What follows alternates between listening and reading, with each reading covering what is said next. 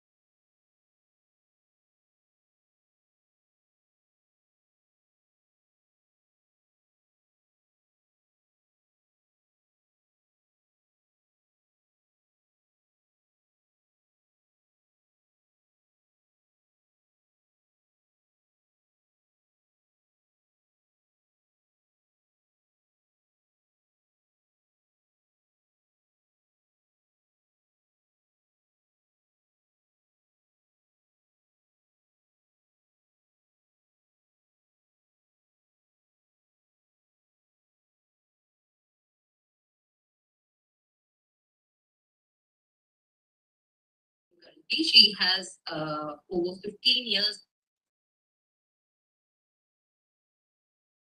Hello. Yes, sir. So, we'll start the program now, sir. Yes, because our meeting is scheduled, so we should start. Okay. Good morning, everyone. So,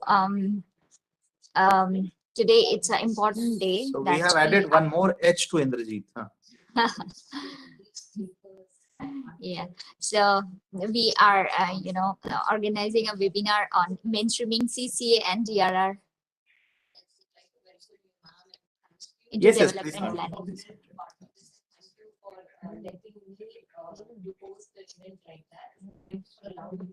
Yeah, actually, I'm getting, double sound because many programs are going on together in one program.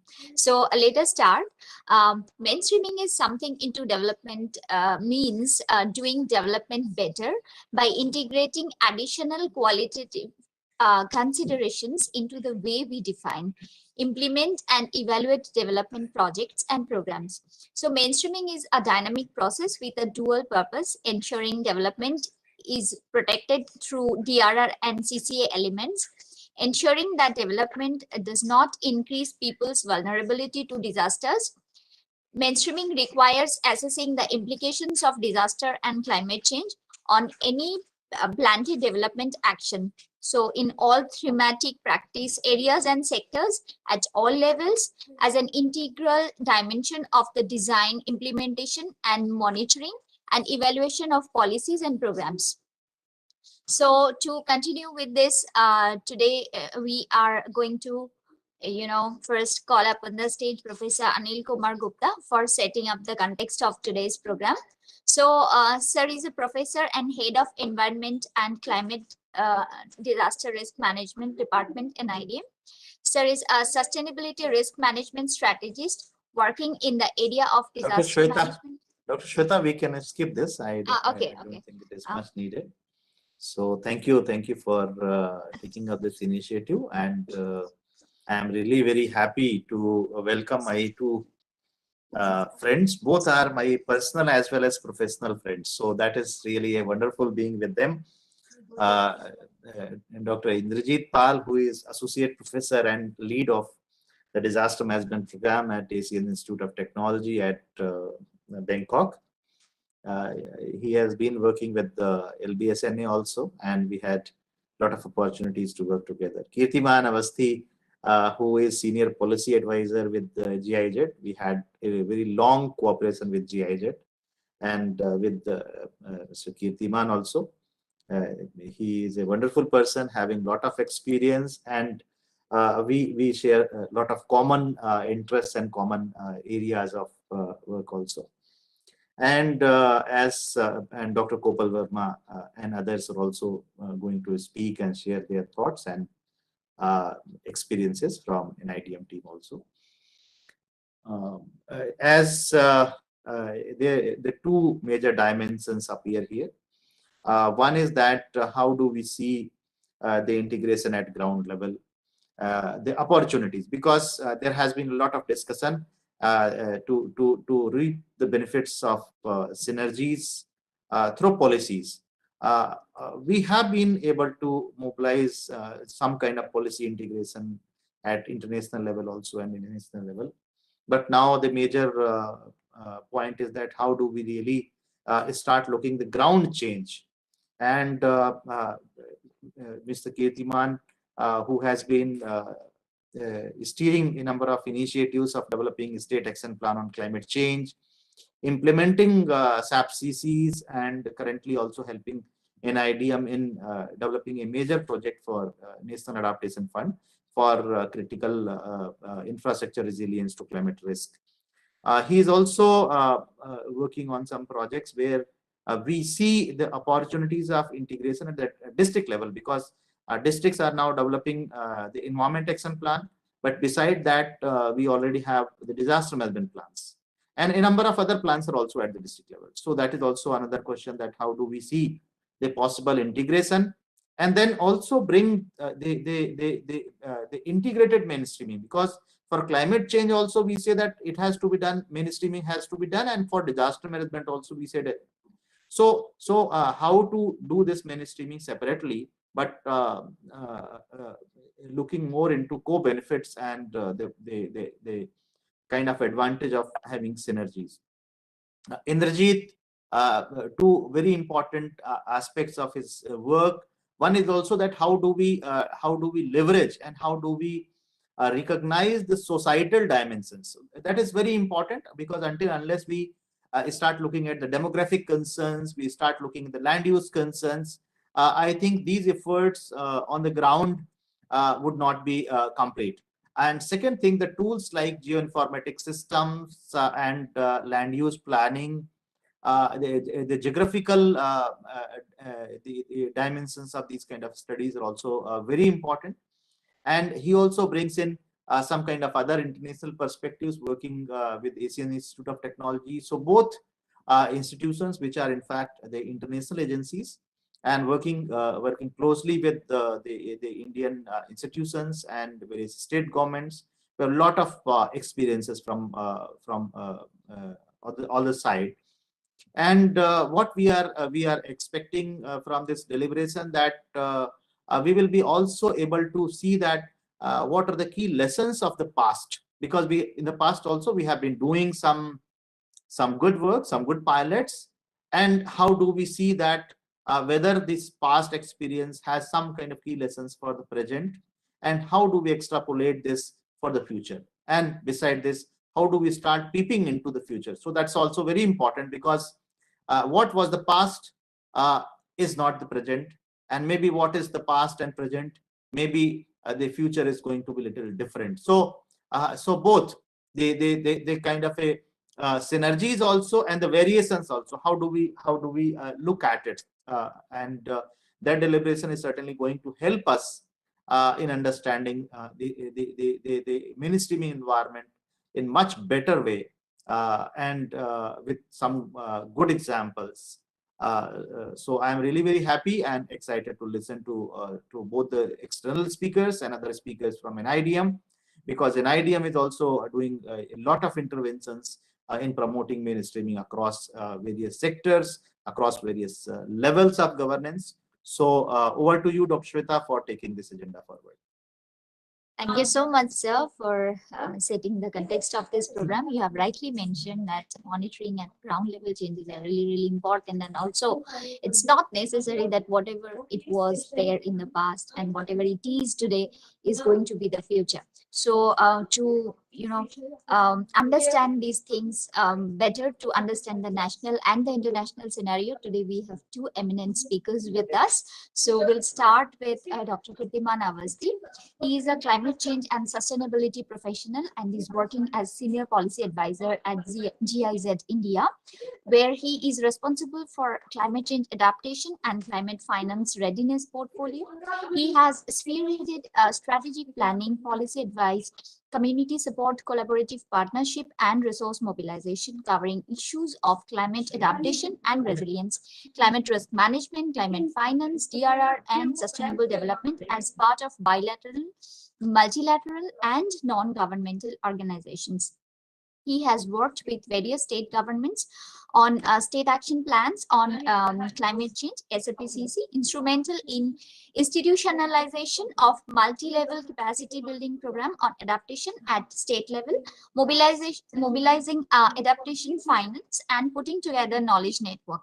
Kirtiman Avasti has been a part of UNFCCC processes, where he covered issues of adaptation laws and damage and capacity building, and supported Durban platform process. Kirtiman is an avid biker and loves to travel, especially in mountain regions. He is an alumnus of Wageningen University, Netherlands. So I welcome you, sir, on this platform, and we are really eager to listen to you regarding the ground level changes that you are working on. The stage is all yours. Thank you, Dr. Vaidya.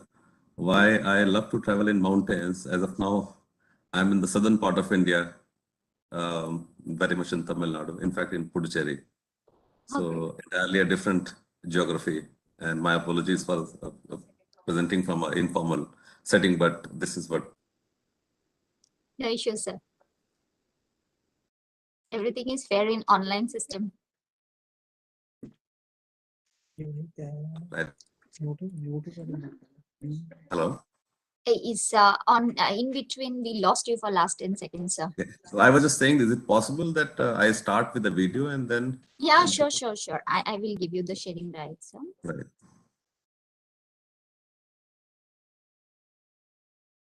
Yes, sir. You can share your video now.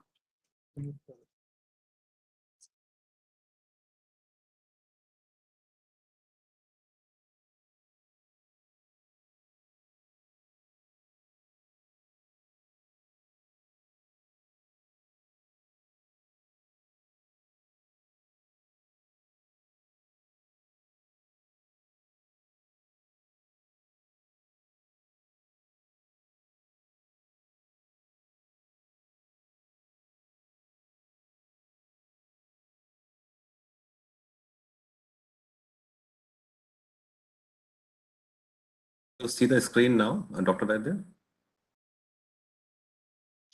Something is coming, but it has not come yet.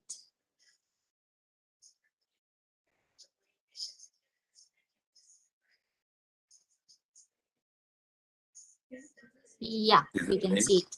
Yeah. And you can hear the sound as well? Not yet. No sound. Climate change is causing widespread Is it coming Yes, now? sound is there. slow and unpredictable changes in weather patterns evident in temperature, rainfall, and number of rainy days.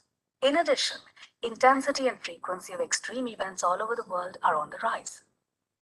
Kinds of changes determine water availability, lead to loss of lives and infrastructure, and have a serious and direct impact on agriculture. This is critical for India, since 67% of the Indian population is in rural India, and over 50% of the Indian workforce is directly or indirectly dependent on the agriculture economy. Failures in agriculture would mean low income for rural populations and a cascade of socio-economic problems. This inevitably leads to distress migrations, forcing people to impoverished urban life. We have no option but to adapt to these unpredictable changes in weather. Given the magnitude of climate crisis in rural India, we need a lot of adaptation programs.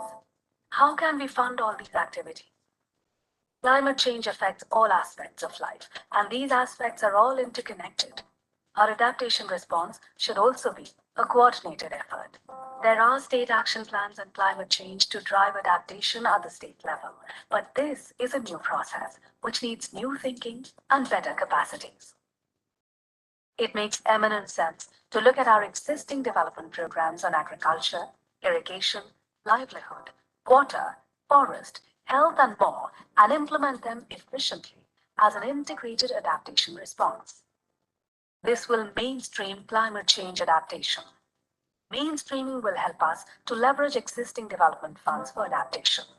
We have development programs and budgets to expect certain development outcomes. If these programs do not take climate change into account, the outcomes fall shorter. This gap needs to be filled by adaptation. German Development Corporation joined hands with Ministry of Environment, Forest and Climate Change, state nodal agencies, and civil society partners to create climate change adaptation in rural areas of India. This program demonstrated mainstreaming approaches at the district and village levels to support SAPCC implementation. This also integrated climate change actions into village planning and budgetary processes. This experience has helped to create a guideline. Development plans must be based on evidence. With available climate science, we can project variations, maximum and minimum temperature, rainfall, as well as number of rainy days for mid-century and end of the century. These variables, with the help of hydrological models, can project water availability in specific regions.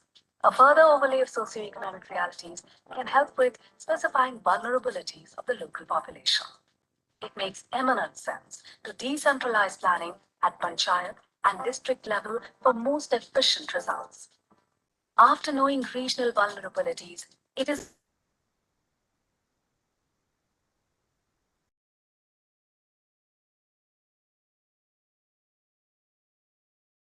people take ownership and responsibility of their own actions, creating an inclusive adaptation model. It will be helpful to tag a specific adaptation intervention to a specific thematic area or sector like agriculture, water resources, public health, or forestry to find existing schemes or projects and budgets that match with a specific adaptation action. With proper coordination, various departments can aid each other in securing the future for the region. Identifying key stakeholders within government, civil society, academia, and even politics is important. Their involvement and expertise will create the network necessary for mainstreaming of adaptation efforts. Finally, mainstreaming of adaptation needs an alignment of development, sustainable development, and climate change, merging science, public finance, and governance. Capacity building and sensitization therefore has to cover all units in administration horizontally and all levels of the governance machinery vertically. All development projects are created to look after the well-being of the population. Integration of climate change adaptation will make these programs future-proof.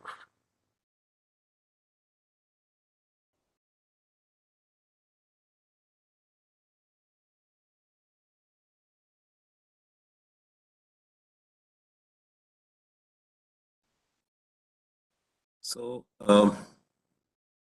thank you for your time for going through this video. So, idea of actually sharing this video about the different approaches that we can actually use for operationalizing the strategies both on adaptation and DRR, because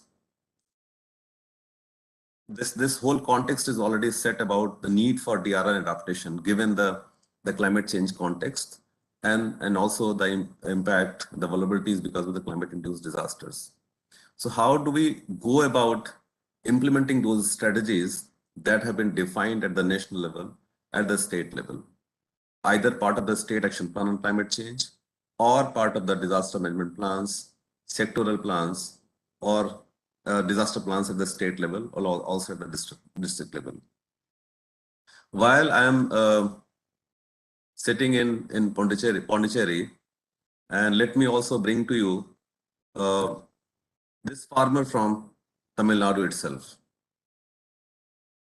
The idea of showing this, bringing this slide on the farmer is about that how he perceived the impact that he is having on his agriculture field because of delayed onset of southwest monsoon and how it has affected the options, the livelihood options, which is primarily dependent on the rain-fed agriculture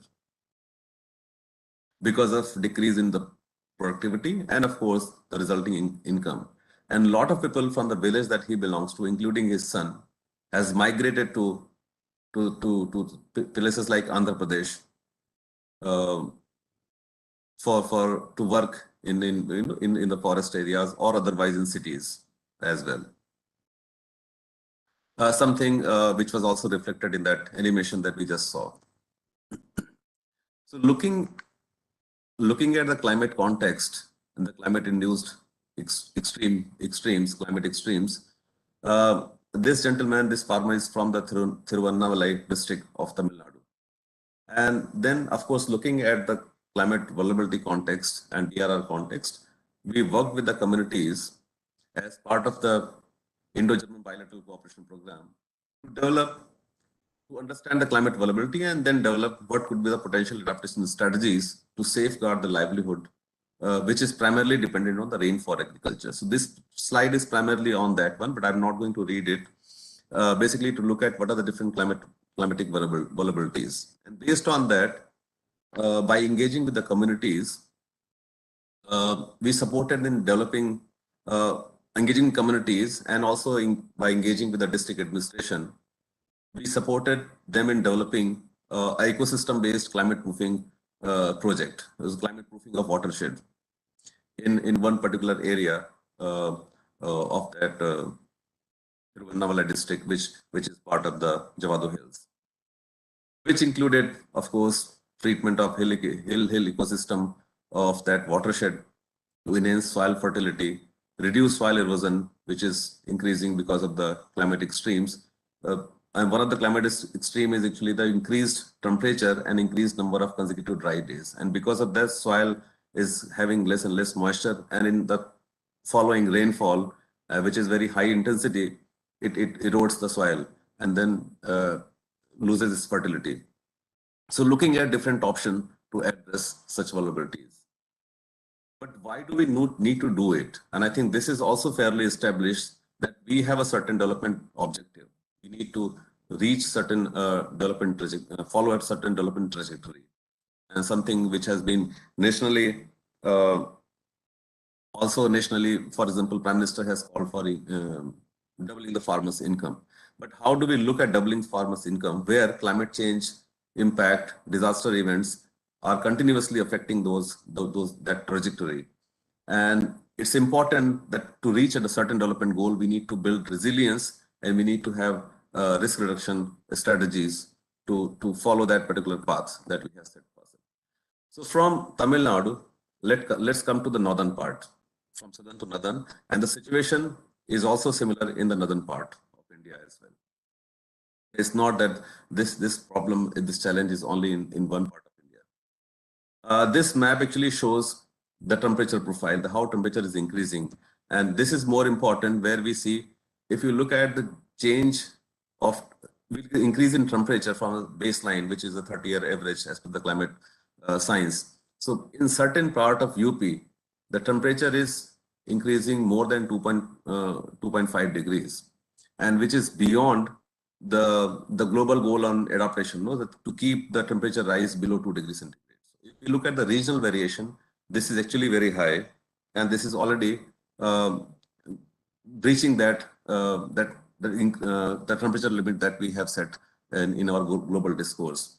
And if the other part of this slide is also about the absolute temperature. The temperature is almost reaching 49.5 degrees on an average. So on certain days, it goes beyond 50 degrees.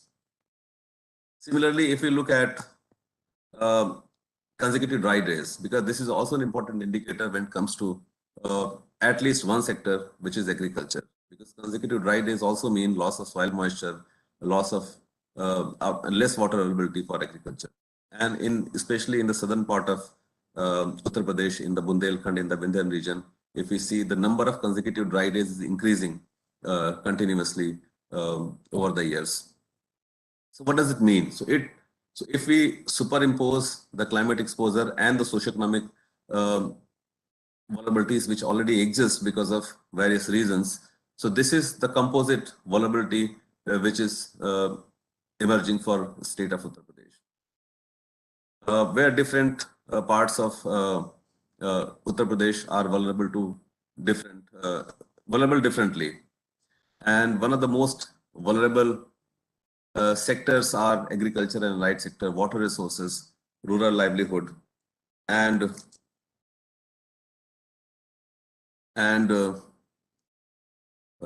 infrastructure also. In terms of region, this is northeast Gangetic Plains, Bundelkhand, Vindhya region, which is also vulnerable. So how do we address such vulnerabilities? So India has a very comprehensive climate policy framework. I'm focusing on the climate policy framework. Parallelly, there is also very comprehensive policy framework for disaster management.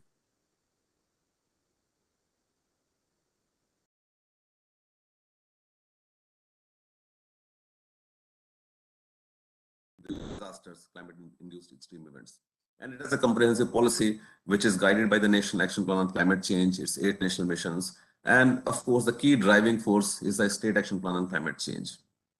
And the State Action Plan on Climate Change are important because now that these State Action Plans are being revised, they're being revised to also bring this vertical and horizontal convergence and integration with, like Sendai framework, with SDGs, with as a horizontal convergence, with disaster management plans, with and vertical integration with NDCs as an international commitment from India's side with the National Action Plan on Climate Change.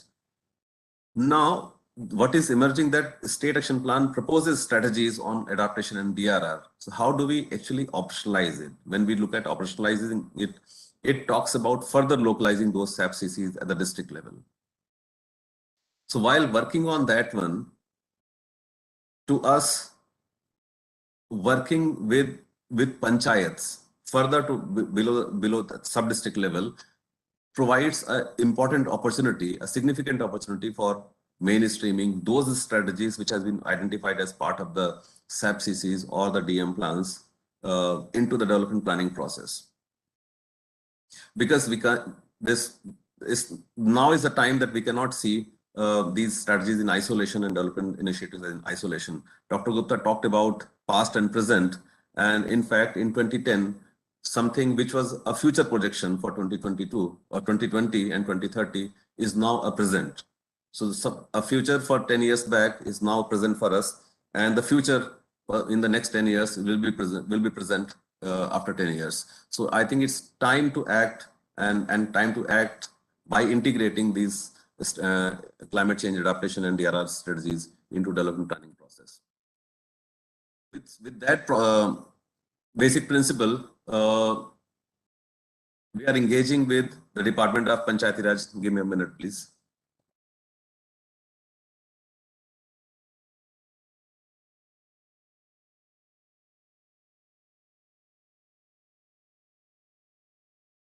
So with that basic premise, we started engaging with Department of Panchayati Raj for climate and disaster risk integration into the whole planning process. So how do we engage with the department and the Panchayati Raj institution? And of course, there is a whole context to add, which is the Sendai framework, the SDGs, the Paris Agreement, and of course, the most important is the 73rd constitutional amendment that we have, which provides the Panchayati Raj institution,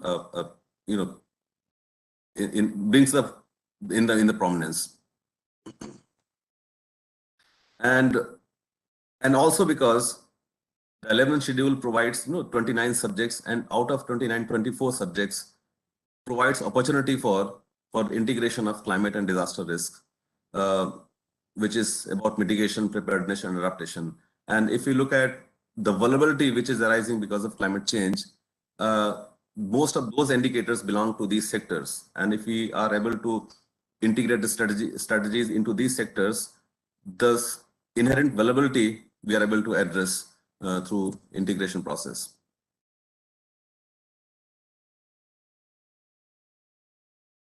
And of course, this is also a laid, very comprehensive process which is already there to for the GPDP process. And then we started working with Panchayati Raj Department to identify certain components of that process where we can actually engage with Panchayati Raj institutions and communities to integrate climate and disaster risk. So in the whole process, if I can safely say that can be categorized into three steps, which is assess,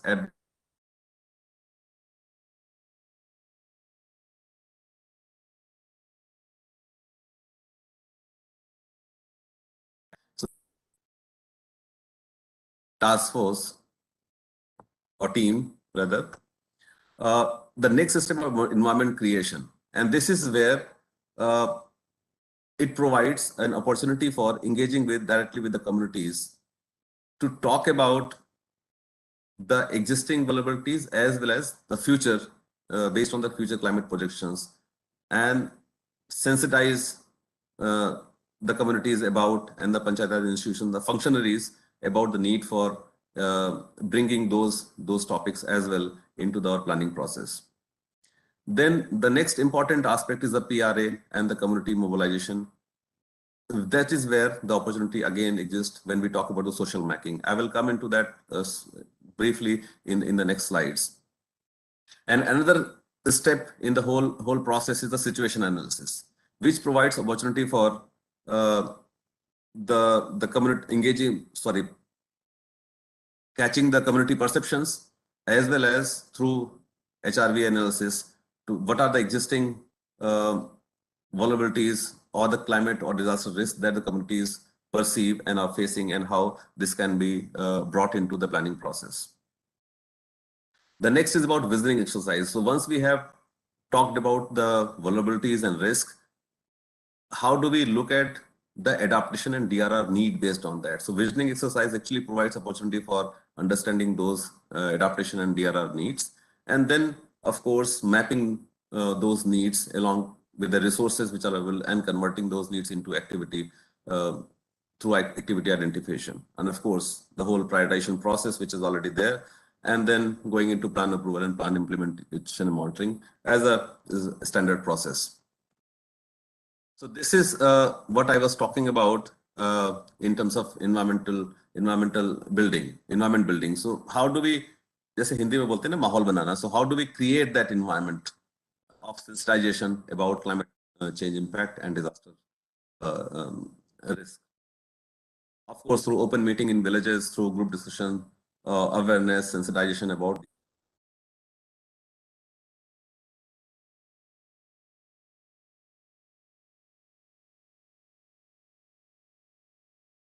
We are also helping them develop these street plays, these posters and songs, jingles to create this awareness and improve the sensitization about climate and disaster risk. And I'll be happy to share once those are finalized. I'll be happy to share with the wider community for their reference as well.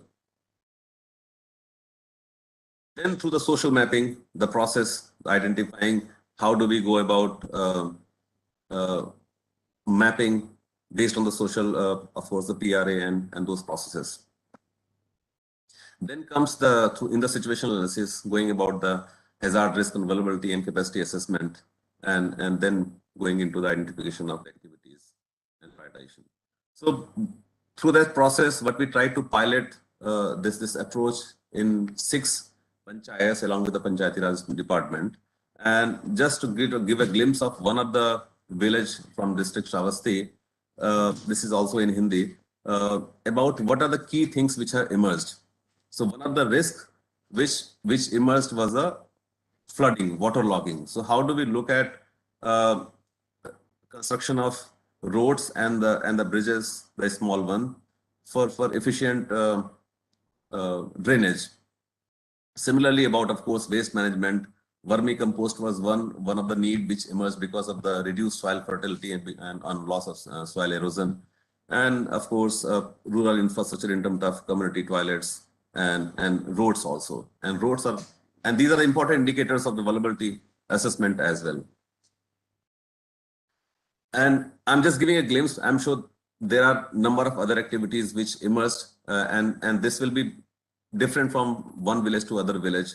And that's how the localization of the SAP-CC or the DM plans are important, because while it provides a macro view of the strategies, but when it comes to implementation, we need to take care of the local vulnerabilities and the local needs as well in that context. So what does it mean in terms of learning for us? Why we are emphasizing so much on engaging at the local level with the Panchayati Raj institutions? First, to us, that it supports decentralized planning process. It provides potential for engaging directly with the communities, understand their perception about climate and disaster risk, and understand climate and the needs, corresponding needs, and design the activities.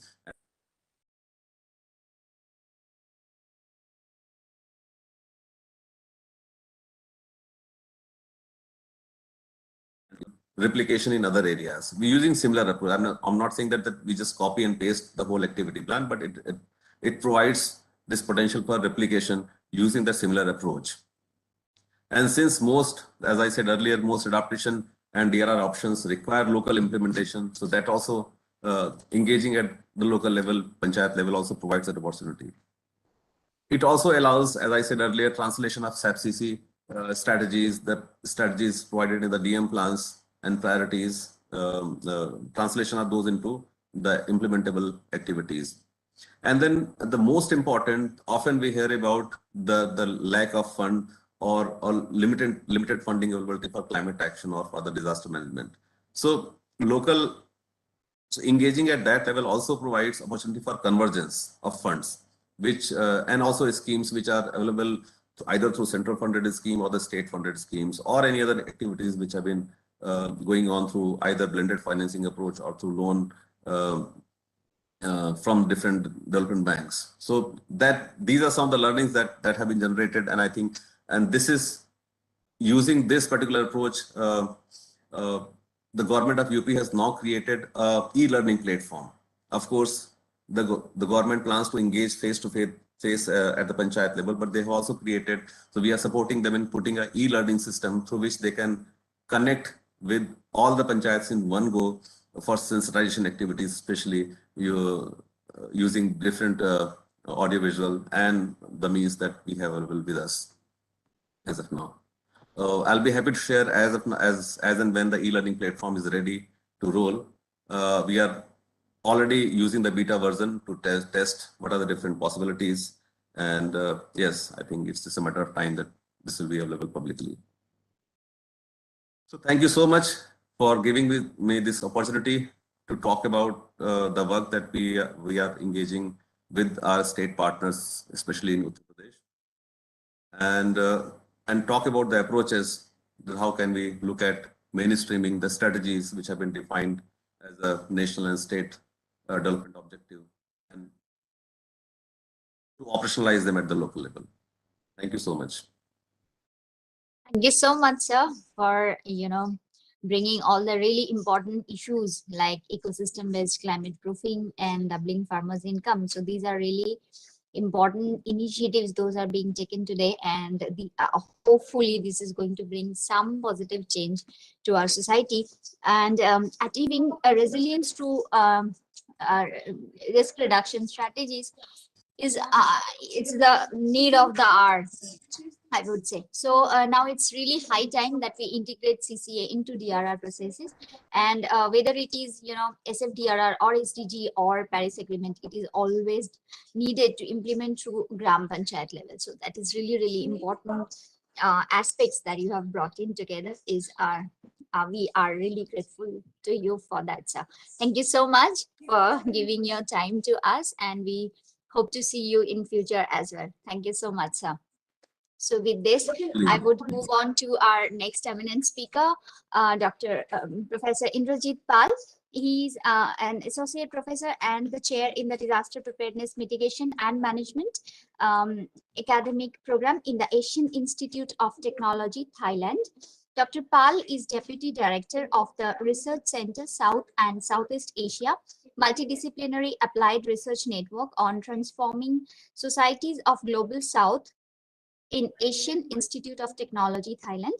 He has more than 19 years of experience in research, teaching, training, advocacy, and consultancy, primarily focused on disaster risk governance, incident command systems, hazard and risk assessment, community-based disaster risk management, public health risk disaster resilience, and DRR education.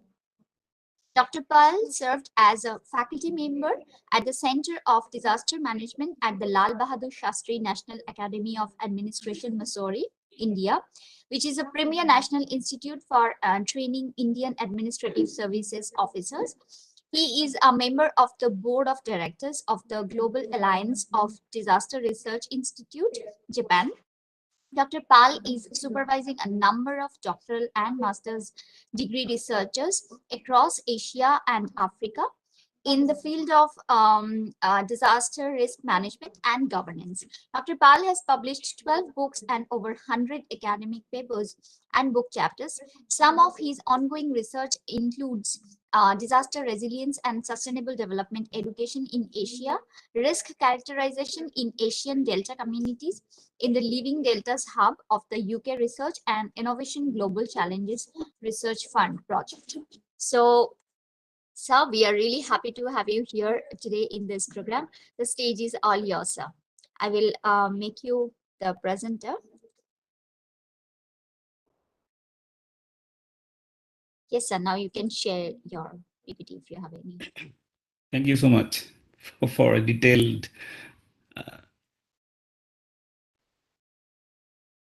introduction. Can you see my screen? Yes, sir. We can see it. If you can please make it full screen.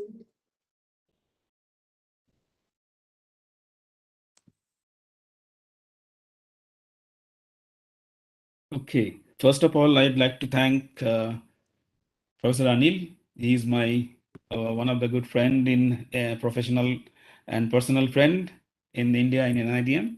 So thanks, Anilji, also organizing this important program. And also I was listening to our previous speaker, Kirtimanji as well. So it is really encouraging to know about this type of activities going on at the ground level. We all know like DRR has started long back, and even in a formal way through UN, we have seen the international framework in Hugo framework from 2005 and also onward like 2015.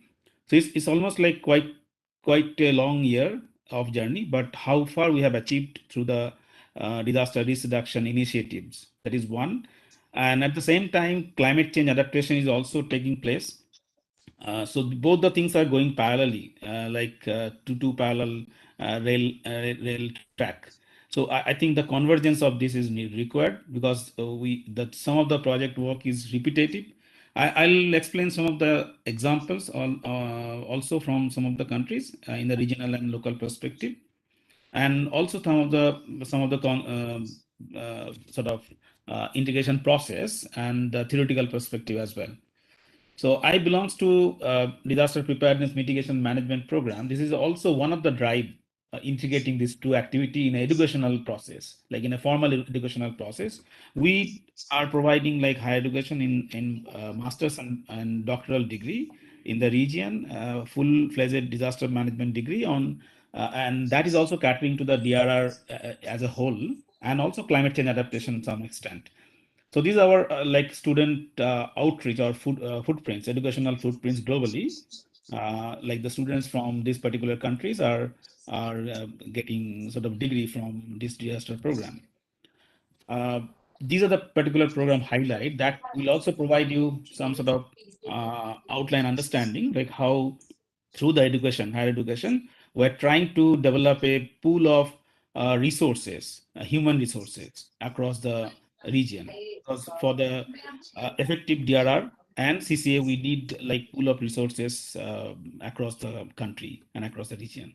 So these are the few highlights. Like I'd like to start with to give it some sort of glimpse what exactly we are doing in the institute.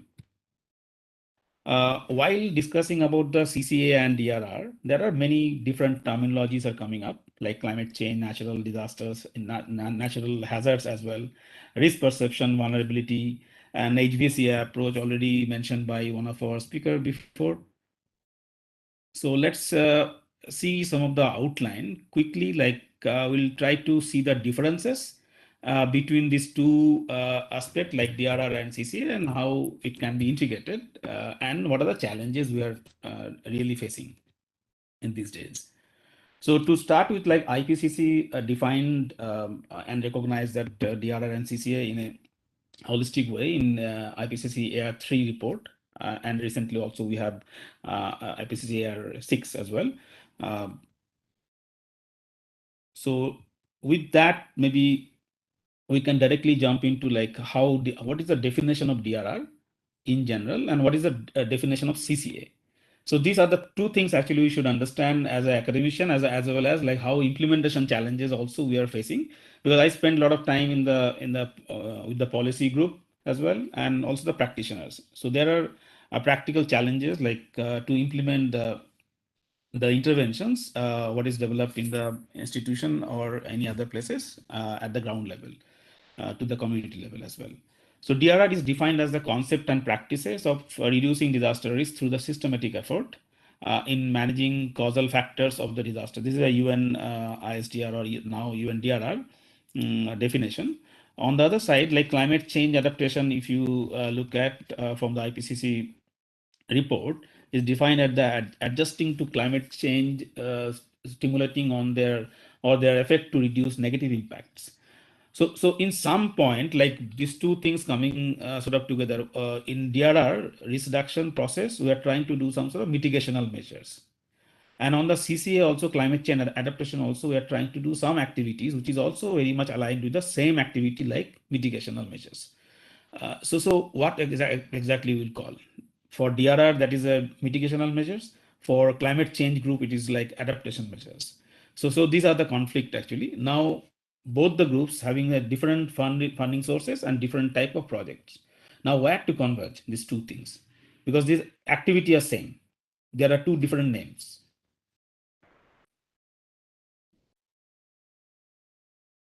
So if you go into the structural part of it, like why and where, so we can get some sort of perspective on the sectoral approach as well.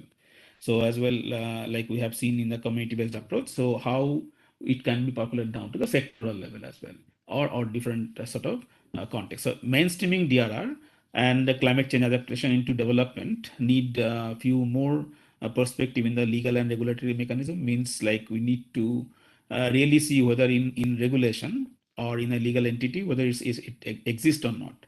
So if there are two things separately going as a part of the regulatory mechanism, so then convergence will not be possible practically. So we need to also first revise that as well. And the institutional mechanism, whether we have institutional mechanism in place or not, like the chain of command is there or not. Then policy and planning also is a major sort of area. What type of policy we are we planning policy separately for the DRR and separately for the CCA, or we have a similar type of policy for both, integrating both the things? So this thing right now coming up frequently in many of the countries. I'll show you some of the other clustering as well. Finance and budget is another aspect. Decentralization. This point also came to our previous discussion as well. Like decentralization or community level approach is required.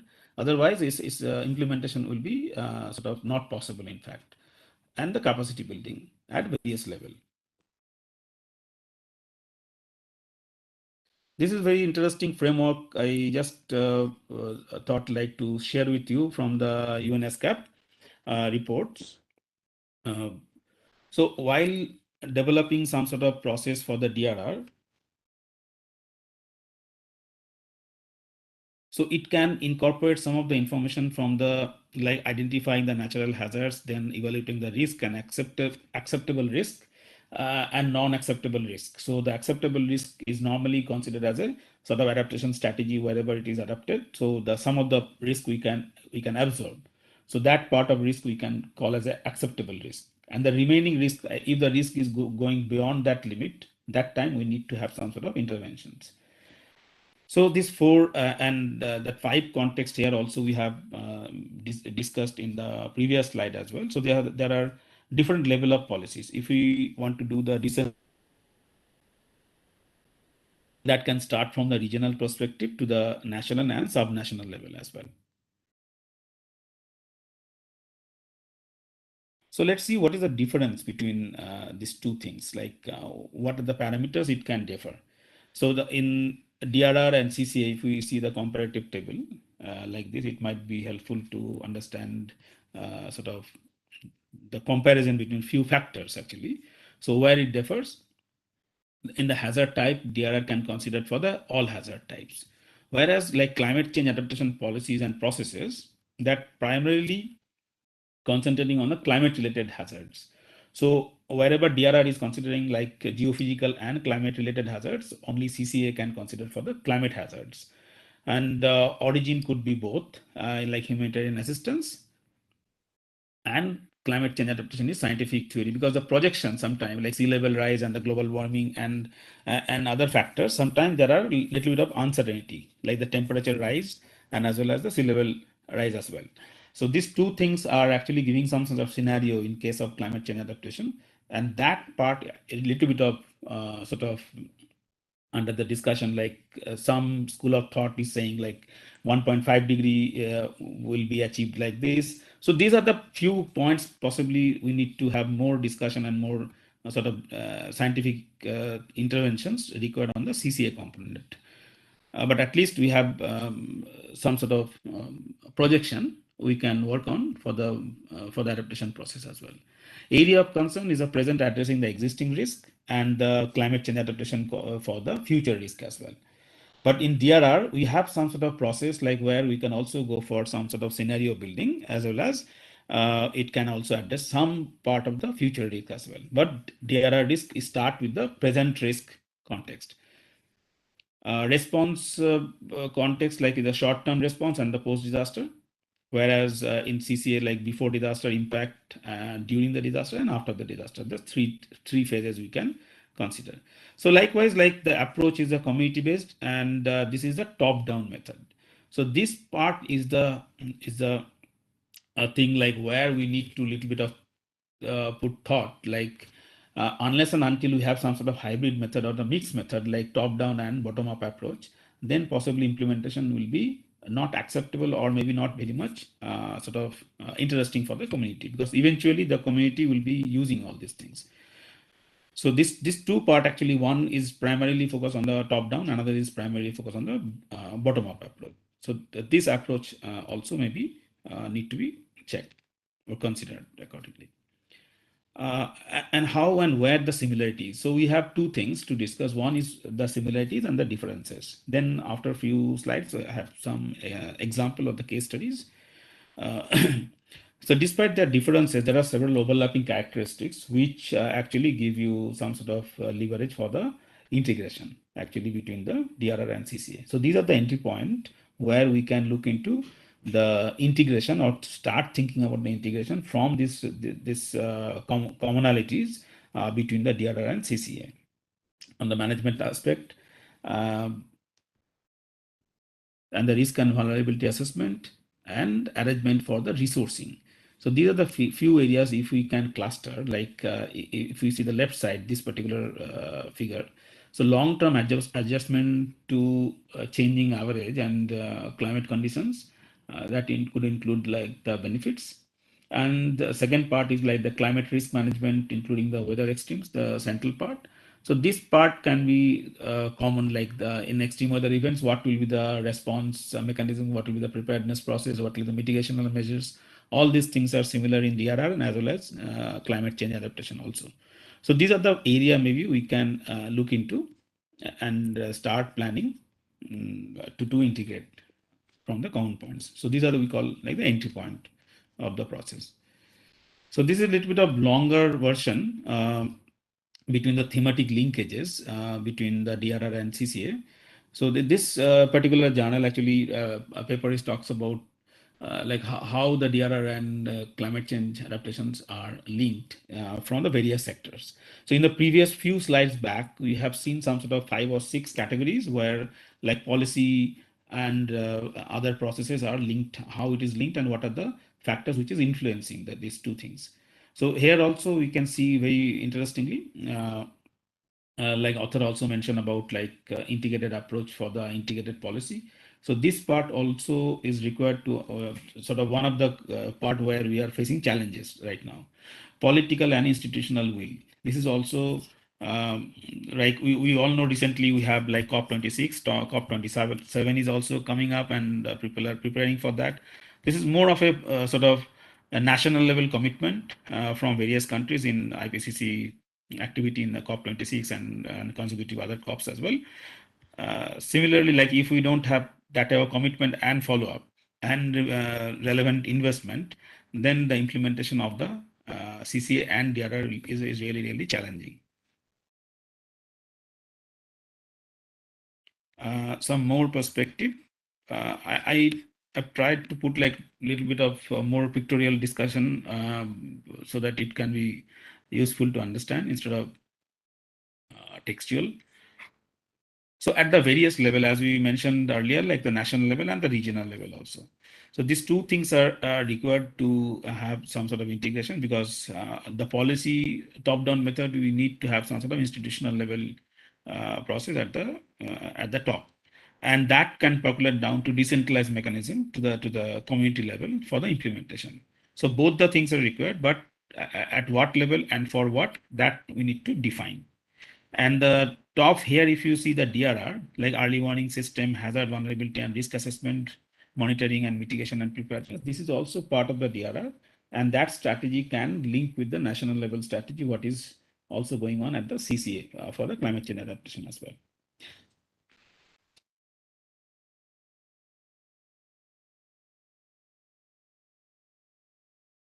So there are two contexts maybe broadly we can look into. One is about how it is globally contextual. So in UNFCCC Article 4.8D, we have seen like need for protection against the climate related risk. And in the recent discussion also in COP26 also we have seen a large amount of discussion also happened for the disaster related damage and loss assessment. So all these are actually trying to have some sort of integration at various levels. In 2007 Bali Action Plan, this plan also highlights the DRR as an important tool for the CCA. And in HFA, SFDRR, and also we have seen like from 2005 to 15 and 15 to coming like 2030, we have some sort of international framework, which is actually some extent followed by the countries and try to develop their own plan and policies. So now if you see the picture for the Asia Pacific on the DRR mainstreaming, we have seen like 2017 support the development and implementation of national disaster risk reduction plans that addresses growing challenges for the climate change and environmental degradation and urbanization. So that's why more and more sort of activities across the region is now coming up, which talks about like ecosystem based approach for the DRR support. So it can also cover up like or try to integrate some of the component of the adaptation as well as mitigation, so that DRR and CCA can integrate it at some point. So United Nations plan of action on DRR 2017 also having some sort of coherence with the Sendai framework, that is in short we call like SFDRR, and build United Nations system capacity to deliver coordinated high quality support to the country on DRR. So these are the few things we have seen the initiatives by the UNSCAP and UNISDR. Now, if we talk about the development processes, so the development processes need really sort of challenges, like how the development can sort of impact in negative and positive way. How we are doing development, that actually defines is sort of fate. So if we see like the left side, in some cases like unplanned urban development, unsafe construction, failure of infrastructure, and false sense of security, that all can contribute to the development in general, but eventually that development can leads to the negative impact of the process. Like if there are some event hazard that might lead to a large scale disaster due to that unplanned urban development and unsafe construction. We have many examples for recent days in the region. Similarly, like loss and diversion of the resources, or sort of degradation of the natural resources as well. So disruption of the services, political destabilization, all these also can impact the development as well. So these are on the positive side, we can have some sort of proper planning and some sort of non-structural and structural measures in terms of the mitigation, and proper urban planning also can help us in the positive side of the development. So if we do the development like this in a positive connotation, so that might help in a long term for the sustainability as well. So that is actually not for contributing to the development, that is contributing to the all three aspects right now, sort of internationally people are talking about. Like it can contribute to the sustainable development goals, it can contribute to the Sendai framework, all the 4 priorities, and also it can contribute to the CCA approach as well, as per the IPCC different reports. So these 3 things actually can be achieved if we follow the right side thing on the positive connotation. So this is one sort of indicative picture, one of the reports from JICA. So if we see that these are the disruption that dots, or that disruption could be small event, it might lead to disaster, might not lead to disaster. So if we have like this type of process, normal activity, like this is the line which might go without disaster, and if there are some sort of incident, like the whole line can go, or the development process can go here, right? So here it is showing about the economic context, so it can go here down. So if with DRR investment, it can go like this, and this is also contribute to the sustainable development as well, right? And the yellow marks here, like without DRR investment. So if there are less DRR investment, that might achieve, but it will take a lot of time. But since we have less investment, so we have less sort of mitigational measures or maybe other strategies, then going to the normal level might be very difficult. So if you can see like this, so this is a very interesting one. Also, it talks about one of the context on the resilience as well. So if you have a high resilience, that this curve can go much faster on the top with the normal curve, without disaster curve.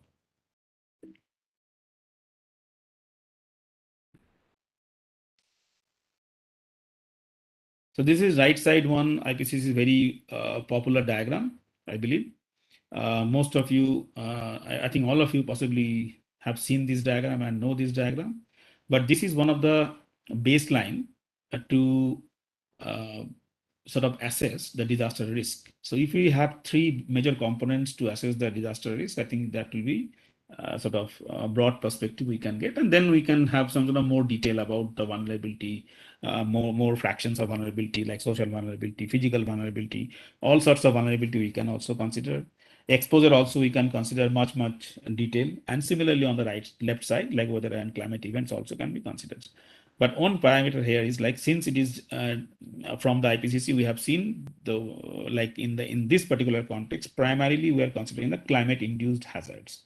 But if we consider like the geophysical hazards, might be little changes as well. So on the left side, if you see the mainstreaming part should be taken into very seriously. I believe like from the top down and bottom up approach both. So it's a dynamic process. So like since the development is going on, in a continuous mode. So this also need to be sort of considered in a dynamic way as well. So there are a couple of regional contexts. Maybe if you can see like the convergence of DRR and CCA has been documented in several international framework. Like we are aware about these two. So about 20 countries in the Caribbean communities, they are trying to do like the integration of the DRR policies and CCA policies also. Because as I mentioned earlier, there are two sets of policy with the two sets of people. Now, at some point, we need to sort of converge this, but unless and until there are sort of some sort of framework or the national level sort of drive, that is not that will be much difficult to implement. On the second part, like the South Pacific, several countries in the South Pacific area also, we have seen like try to adapt the comprehensive sort of risk management process, like that is also integration. We know like the Indonesia and Malaysia also started this drive a couple of years back. There are a few examples like how the national context mainstreaming are some of the countries they are trying to achieve through the link in the policy and institutional term. There are other countries as well, but just to mention a few.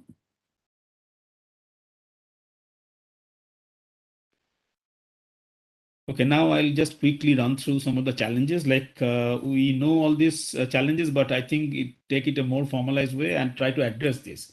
Unless and until we will address the challenges will be challenge for all the time, and the goal will not be achieved. So we have to identify the challenges, and then accordingly we can take some sort of actions on that. So first one, like the actors and institutions. So who are the stakeholders? Who are the actors? Are primarily taking role in this two aspects. So we need to identify the institutional framework accordingly of that particular actors. Governance mechanism, the integration of the DRR and CCA should not have a two different sort of framework and organizational process. At some point, it should be sort of converged or tried to have some sort of mechanism where the governance process should be converged. So these are the challenges. Like right now, we have two different governance mechanisms for two activities. Coordination and collaboration. Lack of coordination and collaboration often lead to the incoherent and sometimes duplicated. As I mentioned earlier, there are drive from the CCA group is going on the adaptation techniques, and on the other side, like DRR group is also trying to do some sort of mitigational activity. At some point, both the activities are same, right? So, but that there is no cohesion between these two activities, so there are duplication of the activity many of the times. Fourth one is resource and funding mechanism. So lack of cooperative funding. So now we have designated fund for the climate related activities, and there are also designated fund for the disaster related activities. So at the national level and international level as well. So these are the things actually are challenging, and also not allow us to have some sort of integration. So we need integration at various levels. Information communication and knowledge sharing. This is also has started some extent through the different research and the sort of possibility check and the comparison and the identifying the pockets. Next one is the policy. A shared policy vision of CCA and DRR can provide benefits to all scale. This is the sort of some sort of thought where we should have some sort of convergence. Next part is the political, social, and cultural sort of structure. So this is like we have a larger community of the DRR. We have also larger community about the CCA, but many of the people are also practicing like us, both the things as academician. But as a practitioners, maybe there are quite a lot of differences based on the project and based on the actions. So maybe somewhere we need some sort of political and the social and cultural structure integration. That integration might come through the sort of policy level implementation, because that is the one of the major contribution from the political group as well. Community involvement, like we have seen, one of the segment is pretty much going with the community level approach. Another one is not that much going with the community level approach. It's mostly top down. So in CCA, we really need to have some sort of community-based initiative that has long been embraced by the DRR. So that also we have listed in the comparison table as well. So the role of community in building long-term resilience is required, because eventually whatever we are doing is for the community who are at risk. So it might be climate risk, it might be non-climate risk as well. And implementation and mainstreaming. So this implementation and mainstreaming is the final version, like where we may need some sort of integration at the development planning.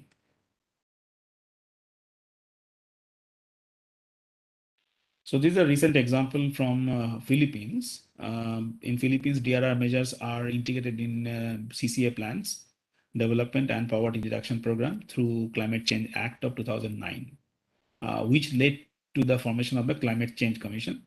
So this is one of the examples, like as I mentioned earlier, like maybe we need some sort of this thing, and then we can also look into like what are the challenges again for the integration and after integration also.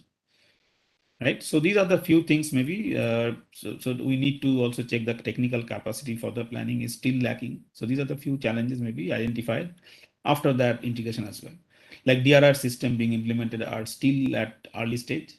DRR measures do not translate to reduce vulnerability of the communities.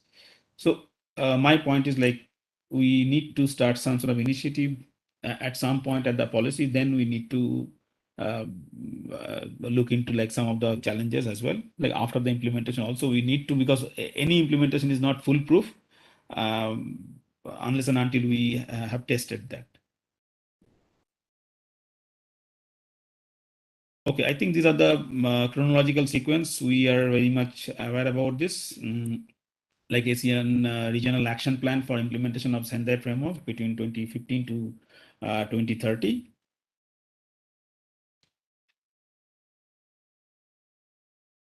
Okay, maybe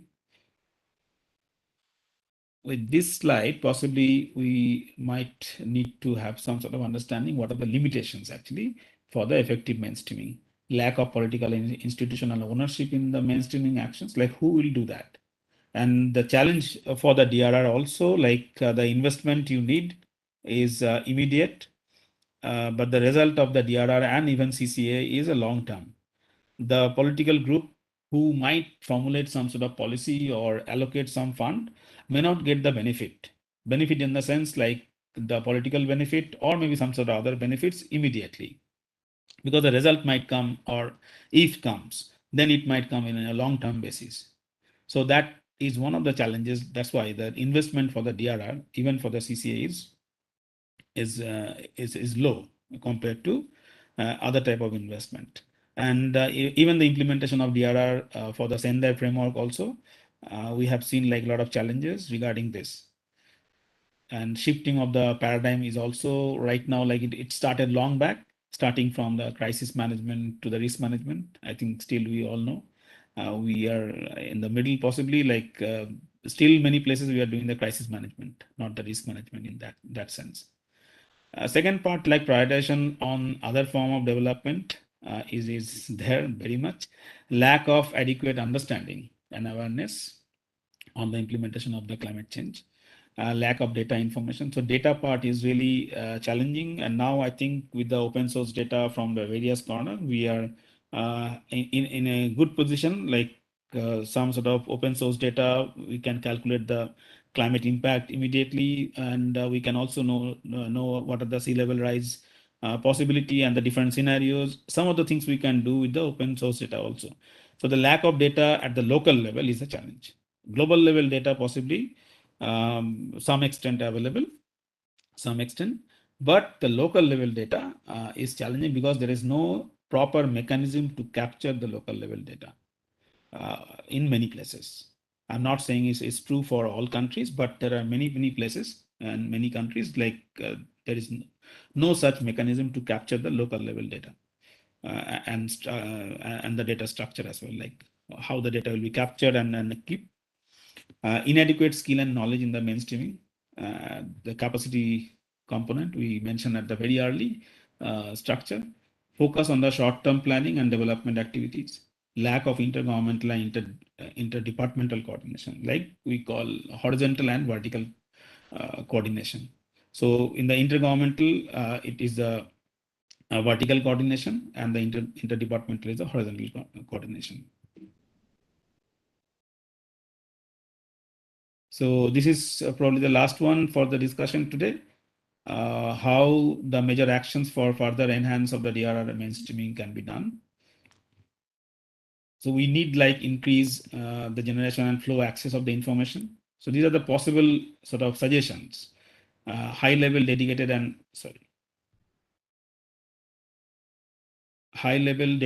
cross sectoral organizational structure. Increase participation of the wide range stakeholders. Technical and financial assistance to the government for engaging DRR and CCA for the mainstreaming action. So this part actually is the challenge, like technical and financial assistance, how we'll need to explore. Directing development budgets and finance toward the mainstreaming. This is also another policy level decision. And the last part is indicating DRR CCA into existing framework. So every time we don't need to go for a different type of framework. So whatever framework right now exists with the country, with the local level, maybe we can follow, try to follow that particular framework, because people are aware about that particular structure to implement or integrate DRR and climate change adaptation processes. So with that, I'll conclude for today's discussion. Thank you.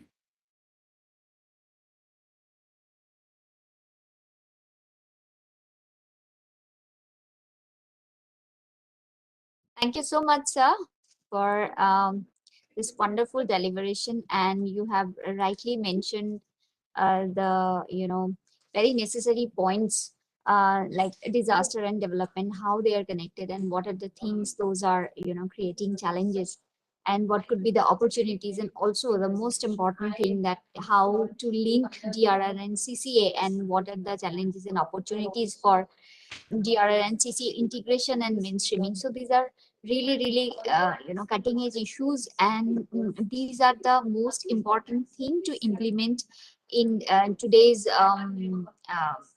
world, to bring in the disaster resilience, and to implement successful mitigation processes. So thank you so much, sir, for this wonderful deliberation, and we look forward for the future as well. We would really expect that you join us again.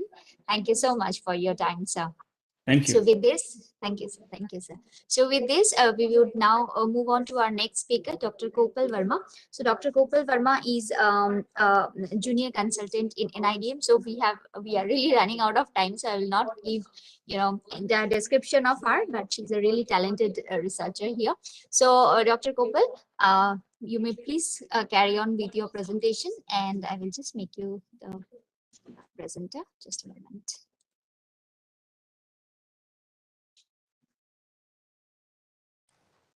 Thank you very much, Dr. Shweta. Is my presentation visible? It is coming. Just a moment.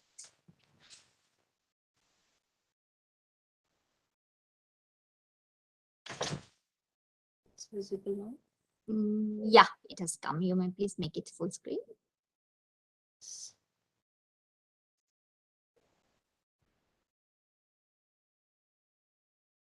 Yeah, so thank you so much once again for inviting me to speak on this topic here in this webinar. So here we are talking about mainstreaming CCA and DRR.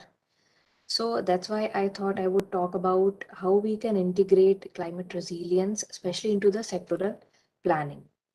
So various challenges are there existing for our governments and societies, like population growth is there, then a rate of urbanization and changing climate. So when these three are combining with each other, they are posing various very complex, mix of challenges. By 2050, we are expected that the global population of the earth will exceed even 9 billion. So that's something really worrisome. So that's why unless the resilience, CCA, DRR, these kinds of things are inbuilt into our policy planning, into our policy framework, only that is the solution that we will be able to sustain in future. Right? So for a particular city, for a particular sector, in fact, you can say the priority issues vary depending upon the sector, depending upon which region we are. So these are various priority areas that a city has, and depending upon various factors, the frequency of these issues may vary, right? For example, local flooding, water security. So these are hazard-based priority issues. For example, for a coastal region, sea level rise and these kind of issues will have higher frequency. Then there are so many community-based priority issues. Then there are infrastructural issues. So these may vary depending upon your city or the sector. So in order to have sustainable urban development, there is really important that we build these kind of resilience in that particular system. So climate resilience, disaster resilience, health resilience, and proper urban infrastructure and services. So to make a city climate smart, all these things are needed to be taken into account. So climate smart city assessment framework should include energy and green buildings, urban planning, green cover and biodiversity, water management, waste management, mobility and health. If a city is very well planned for all these five domains, then only we can say that that particular city is climate smart city. So here, basically, I want to talk about building climate resilience or mainstreaming, integrating climate resilience at sectoral level.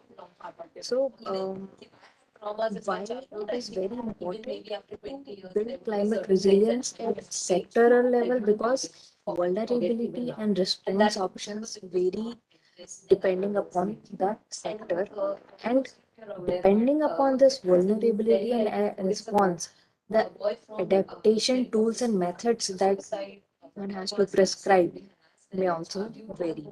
So that's why mainstreaming can be done sector-wise. Right? Also, if we continue development like this, like without considering any kind of climate-associated risks, in that way, that kind of development may result into serious vulnerability, serious risk problems. Right? So that's why integrating mainstreaming climate resilience, CCA, DRR into sectoral level is also very important. So here I'm going to talk about applying the climate lens to all kind of policy measures, policy frameworks that a sector prepares for itself. So when they apply this climate lens, they can um, uh, introduce this concept into their most basic framework. So this climate lens asks four kind of questions. So what is a climate lens? So lens is an analytical tool to reveal the climate risk and possible countermeasures. And this asks four kind of questions. First is vulnerability. So how vulnerable is the solution to climate change? Whether your policy, whether your framework addresses this question or not. Then second question is current adaptation. To what extent have climate change risks been already taken into account? Then maladaptation. So does the solution increase vulnerability to climate change or overlook opportunities for adaptation? This is also a very important point. Then fourth is climate proofing. Can the solution that your policy, that your framework is suggesting, can it be amended to take into account the risks posed by climate change? So in short, whether your solution is flexible to be applied, to be operationalized even after 25, 30, 50 years. So that's why these four questions are asked to build a policy framework applying the climate lens so that the climate resilience is integrated in it already without even before applying. So climate change as a adaptation CCA can be integrated at sectoral level in these four steps. So policy formulation, planning, resource allocation, and programming or implementation. So first stage is policy formulation. So at the level of a country, already so many policy framework, policy directions have been prepared. So these national policy directions are to be translated into sector-specific policy options. So in this stage, what is being done? We elaborate key actions identified at national level, and then we identify any gaps if there are there at national level strategies, and these gaps then can be filled at a particular sectoral level. So this is a very good example of Vietnam's action plan on adaptation. It's basically for agricultural sector. So they have this is the national level framework that has been prepared, and how they have translated it into sectoral level, that all the national level options, all the national level goals have been covered in their sectoral level plan also. So this is one very good example of stage one, if you want to see. Then next is the planning stage. So at this stage of sectoral planning, uh, concrete actions are decided, then number, type, and location of investments that are to be undertaken is decided at this stage. Then adaptation planning is based on the best available climate information and specialist knowledge in the sector. So that is also from this stage, the adaptation part has started to be integrated in the sectoral level. And but this also at this stage only, if cross-sectoral collaboration is required, even that can be looked upon at this stage. So key interventions for this stage is developing good public goods with spillover effects to subnational levels, and then building cross-sectoral adaptation activities identified at the national level. So this is a very good example of from Indonesia. So they have implemented adaptation plans in 4 sectors they have identified for water, marine fishery, health, and agriculture.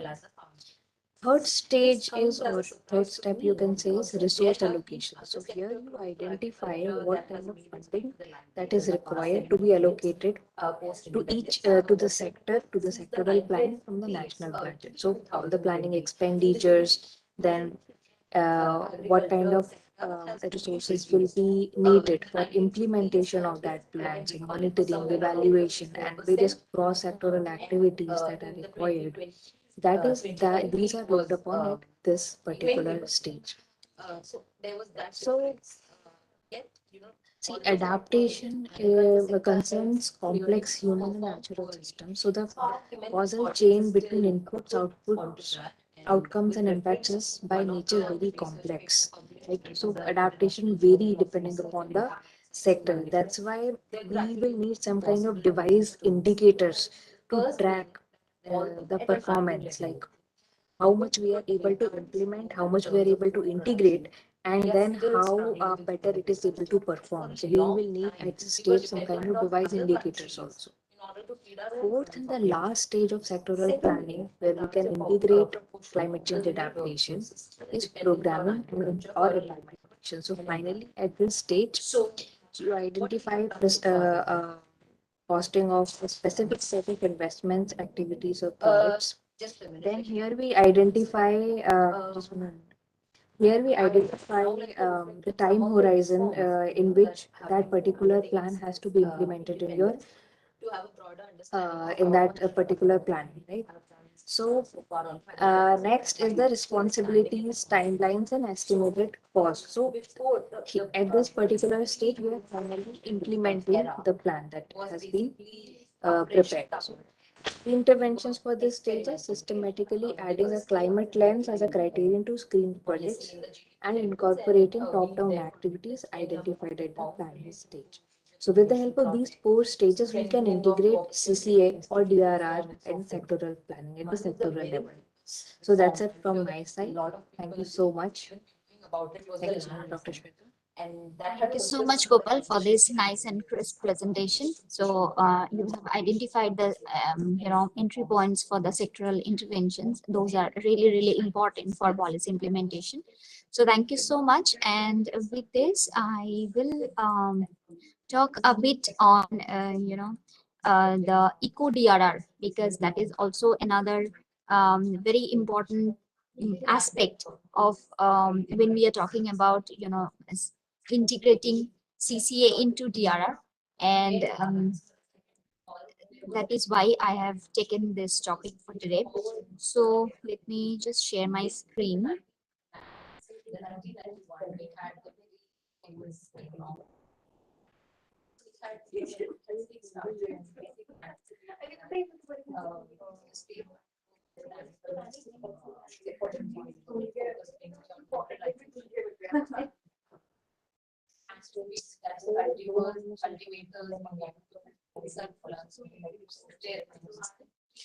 Dr. Gopal, can you please confirm if it is visible?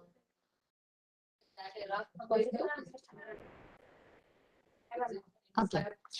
So today I will talk very briefly about ecosystem-based disaster risk reduction and how we can implement nature-based solution for bringing in the resilience. So what is the importance of eco DRR? So let me tell you that ecosystem-based approaches for DRR are the, I will say, one of the latest approaches that we are taking towards building resilience. And eco DRR is actually a part of umbrella term, that is a nature-based solution for disaster management. So first, let me talk about what is nature-based solution. So nature-based solution, it is normally, shortly we call it as NBS. So it is including nature-based disaster risk reduction and ecosystem-based adaptation. So two different things, eco-DRR and EBA. So ecosystem-based adaptation and eco-DRR, ecosystem-based disaster risk reduction. So this plays an important role to reduce the disaster and climate risk in particular. So what we do is this ecosystem-based services actually catalyzes the disaster recovery and enhance community resilience. So how do we do that? So I will come into details about that later. First, let me tell you that once we are talking about NDS, those have very different applications everywhere, whether it is a city context, whether it is a rural context, whether it is coastal areas, everywhere it has different implications and different benefits. That is why we have taken this as a solution for disaster management. So first let me talk about the eco DRR. So eco DRR is normally an efficient way or a cost-effective way, flexible, low-regret approach. Because whenever you are using nature for your solution, then definitely you are going to invest very least amount of money. And when you are investing very least amount of money, then definitely that will bring you very low regret. Means even if it fails, then also you don't have much to regret about this. And also it is it will bring both social, economic and environmental benefits together at a time. So those are the simple reason why we use eco DRR, okay, for for almost all the problems, climate related problems, disaster related problems, everywhere. So in detail I will explain that what are the steps that normally we take. Before that, I will just explain very shortly what is EBA. So EBA is ecosystem based adaptation. So eco DRR provides a potent vehicle for disaster risk management at all dimensions, and this includes hazard reduction, vulnerability reduction and exposure reduction. So on the same time, EBA or ecosystem based adaptation actually reduces the vulnerability to climate change and increases the adaptive capacity, because nowadays it is believed that it is obvious that we cannot stop the disasters.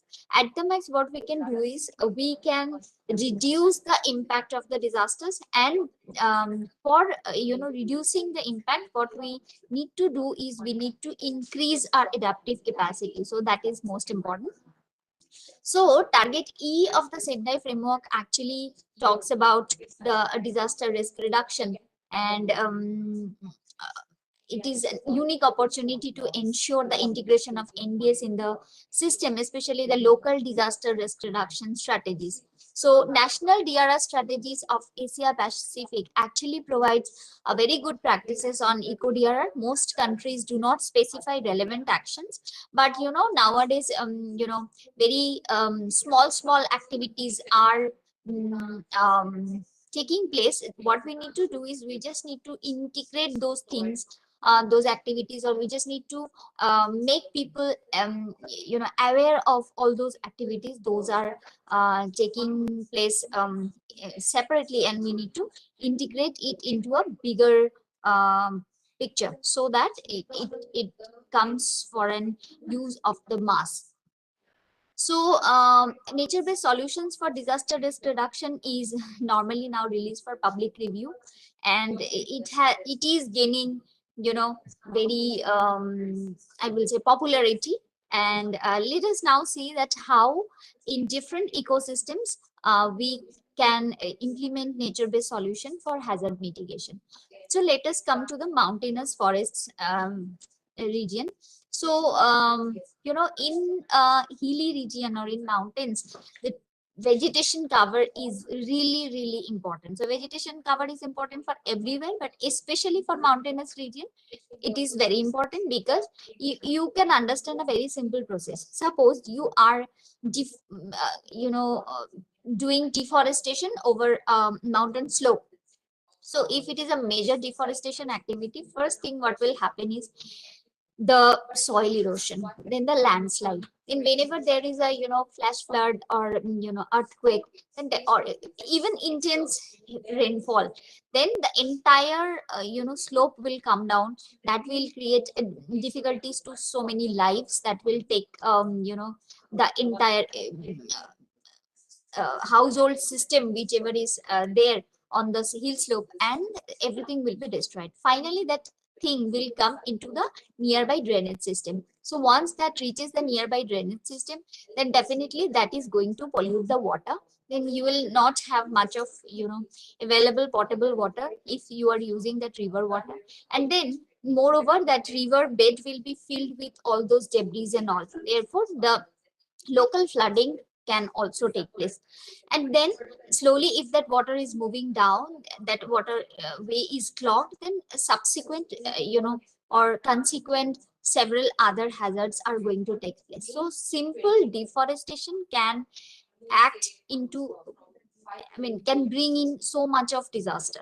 So that is why we need to understand the local ecosystem and how the vegetation cover that is protecting the hill slope stability, and how the root structure is actually protecting the erosion, and slope stability is increased.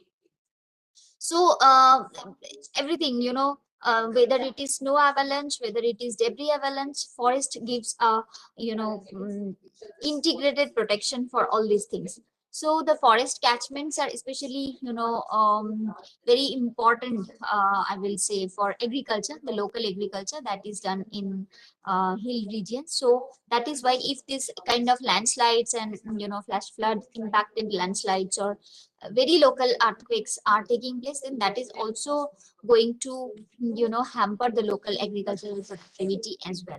So this is how we should know that simply by not cutting trees we can avoid so many of disasters. So even if we are doing the afforestation activity, then definitely it is going to be a bliss for all of us, especially in the mountainous region. Now let us come to the wetlands or floodplains. So in wetlands, nowadays this is a really important thing for city, especially the hardcore urban areas. Wetlands are very important part of ecosystem because that protects you from many things. So let me tell you that if what wetlands are there, then that definitely protects you from the urban flood, because urban floods are taking place since there is no way of the drainage for the water that is being clogged. So we do not have a stormwater system in India. So if we are not having that, then definitely we can rely on the local wetlands, because that has capacity to absorb at least some amount of water. So that will give a big place for infiltration, because otherwise the urban areas are mostly cemented. Therefore the infiltration is not taking place. The only thing is flowing away, that is also drainage we do not have. So the only available way are the wetlands. So definitely we should not block the wetlands, and we should not make construction on that.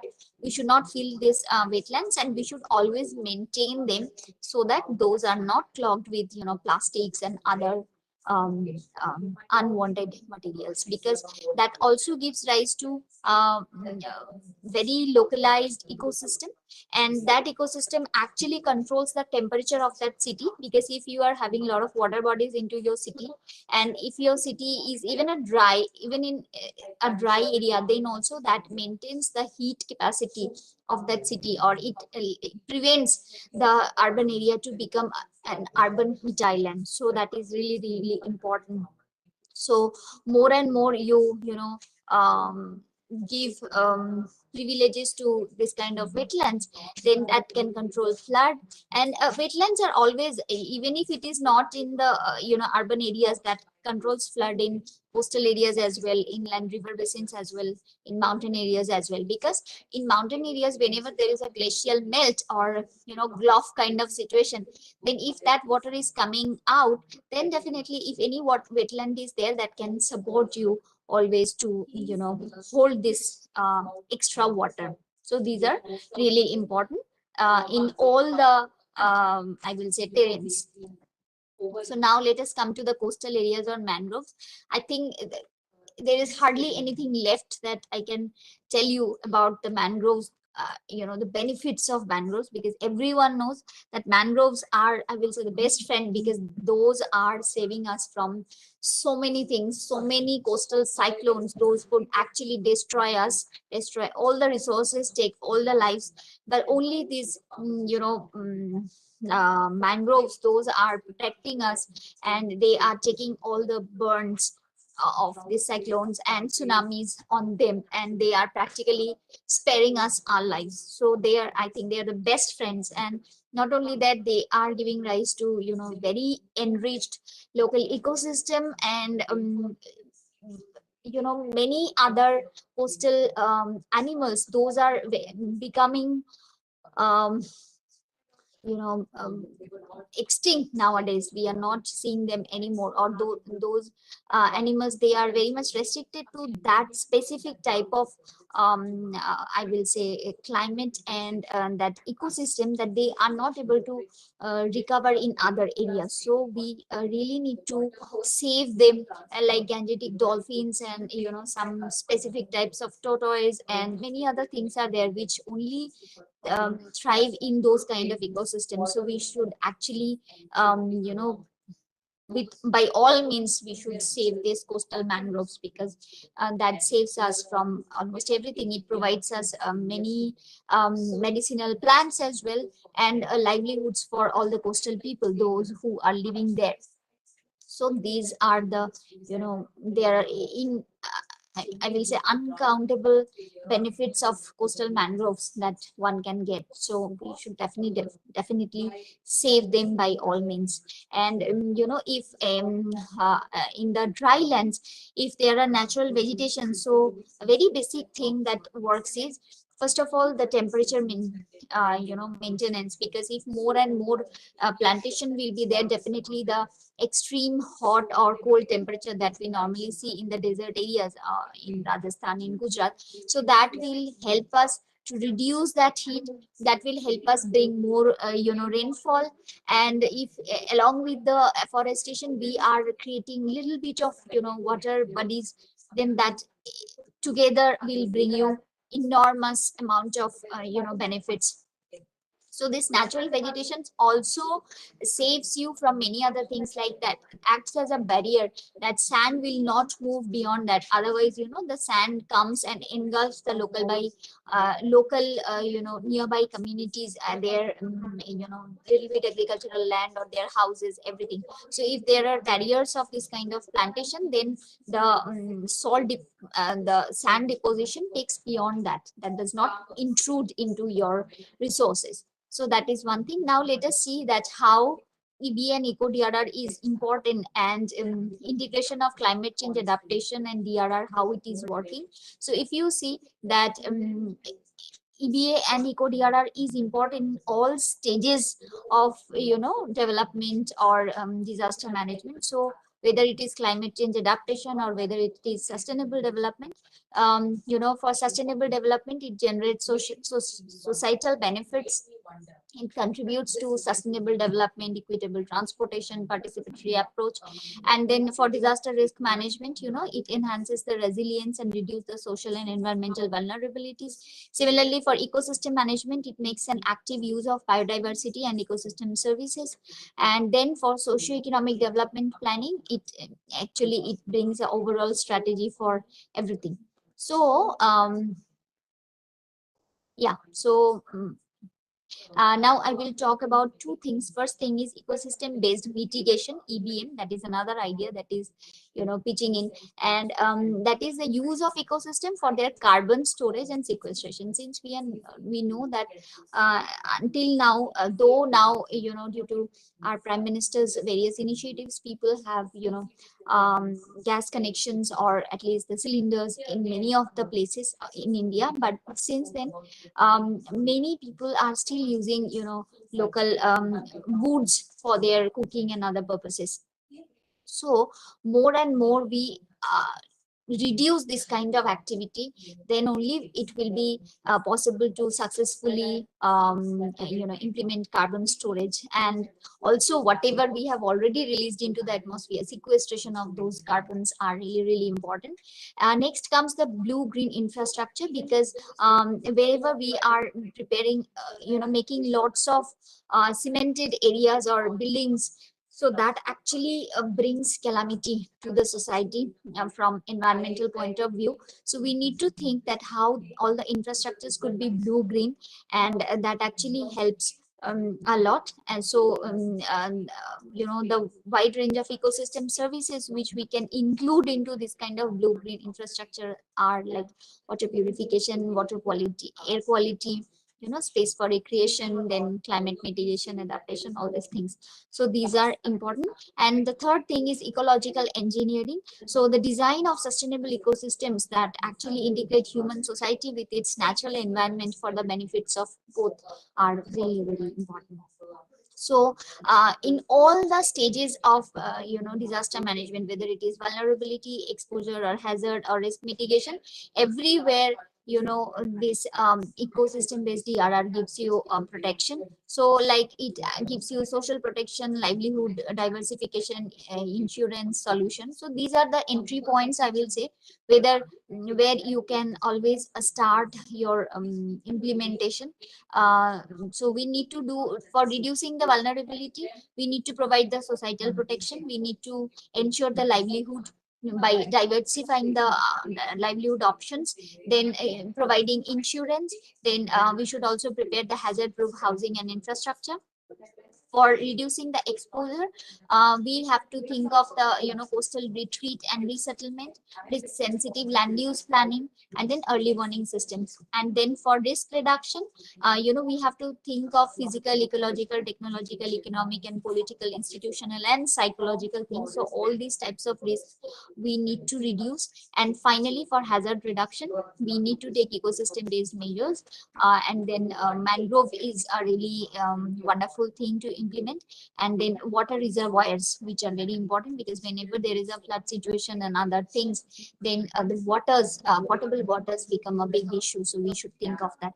So now this diagram will tell you that main targets are disaster prevention and recovery, hazard mitigation, and climate change adaptation. But with this, EcoDRR and EBA provides you an array of other benefits, which includes contribution to sustainable livelihoods, heritage conservation, water soil protection, stabilization of regional climate, biodiversity conservation, and carbon storage and sequestration. So if you look at the global frameworks and agreements, then also you will see that everywhere they are ultimately saying to make an use of EcoDRR and CCA.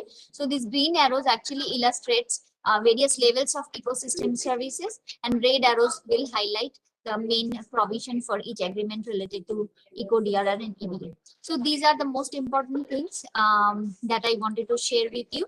That would be all for today. Thank you so much. And now, along with this, I would like to call upon the stage Ms. Fatima Binte Ami for her presentation. So Ms. Fatima is a young professional in NIDM. She would share her views today with you. 1 second, Fatima, I'll just make you a presenter. Am I audible? Yes, you are audible, Fatima. Just one moment, I will make you the presenter. Yeah. Yes, I've given you the privilege now. But I would not go into the founders.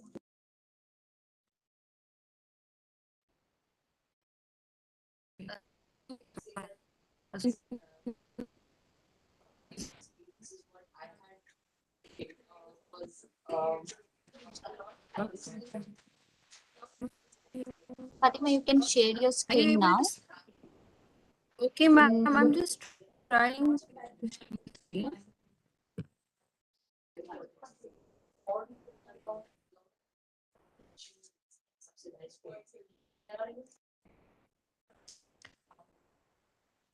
Ma'am, I'm not able to share my screen.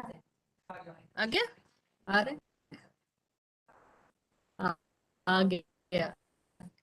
Okay. So I'm going to share about the global climate change and vulnerability assessment and resilience development for human habitats. Okay. Stop sharing. Okay, I'll stop Yeah, sharing. Fatima, you can hand.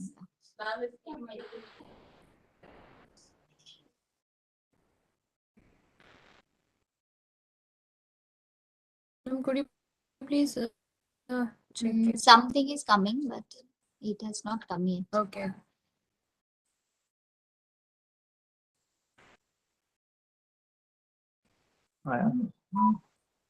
Yes, now we can see it. Yeah. Okay. So I'm just going to share my presentation on. It's not moving now. I'll stop. I'll do one thing. I'll not do a full screen of this. I'll share by that thing. I guess because I it's because of that I'm not able to share it. So I'm just gonna share.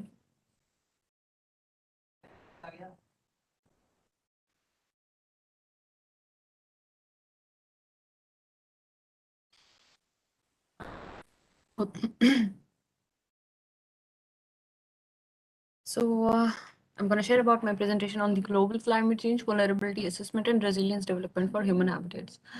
As we all know that according to the World Economic Forum, a Global Risk Report 2021, the failure to the I'm going to the second slide. The failure to mitigate and adapt to climate change is the most impactful. Risk facing communities worldwide ahead of even weapons of mass destruction and water crisis blame its cascading effects.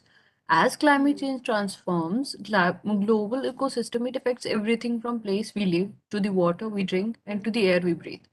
As through climate change affects everyone in some way, it's undisputable that its most negative impact are borne disproportionately by certain groups like women, children, people of color, indigenous communities, and the economically marginalized. Climate is a human right issue.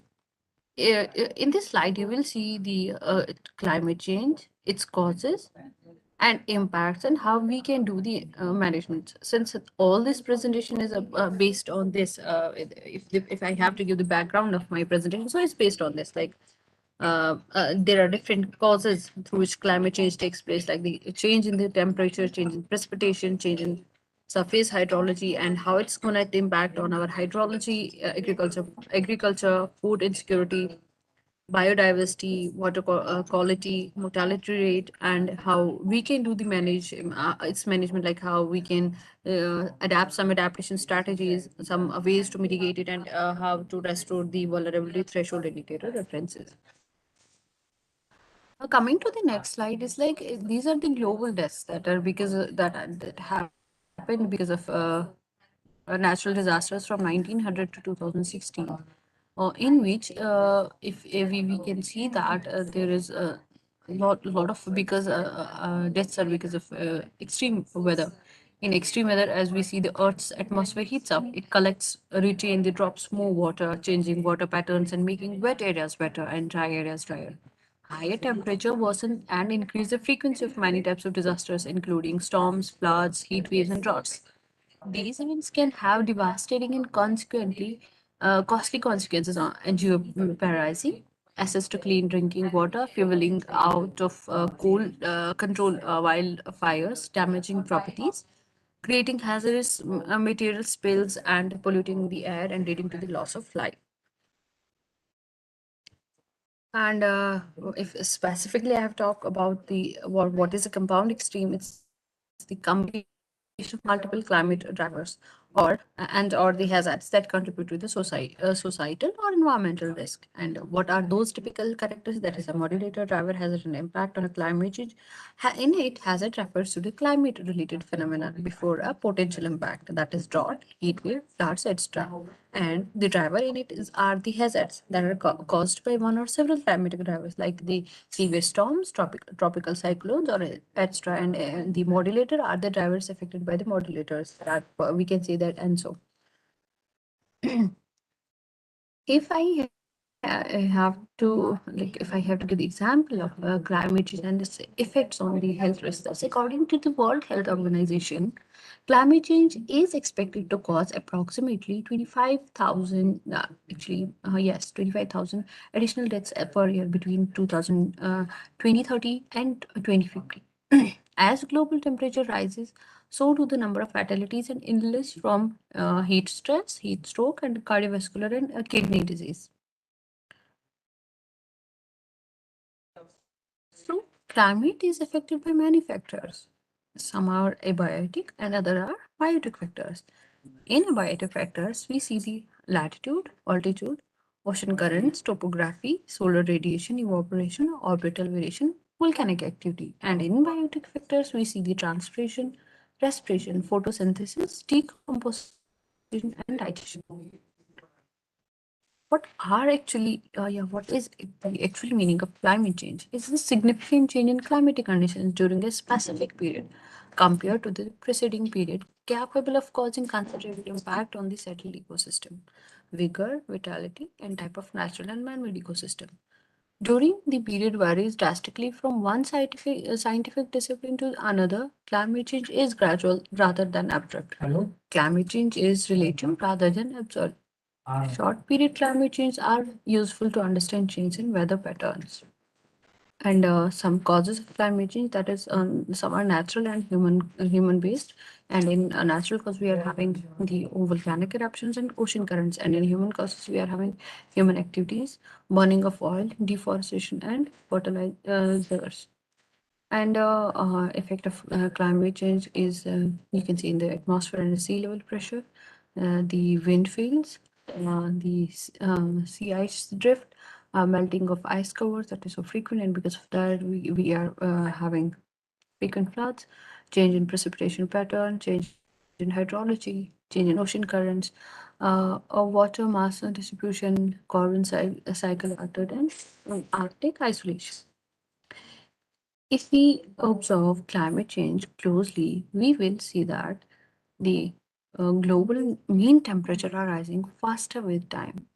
And if you have to find out the warmest years, you will see how frequently there are warmest years. Like from 1998 to 95, we had a warmest year, and till we have is 2014, which was warmest year, and according to the global mean temperature, in which the mean temperature is rising faster. And if we have to show the effects of climate change, the global warming is increase of the Earth's average surface temperature due to the effect of greenhouse gases, and this is because of the climate change.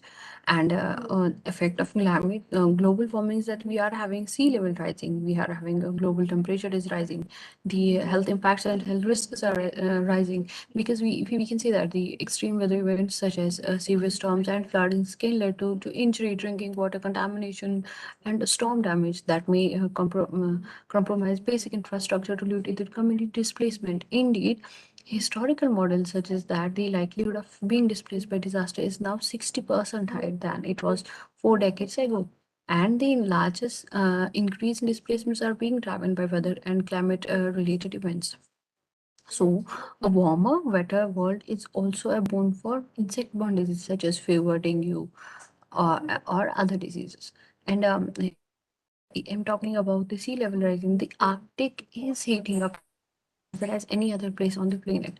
As its ice sheets melt into the seas, are concerned are on the track to rise by anywhere from 0.95 to 3.61 feet by end of this century, threatening coastal ecosystem and low-lying areas.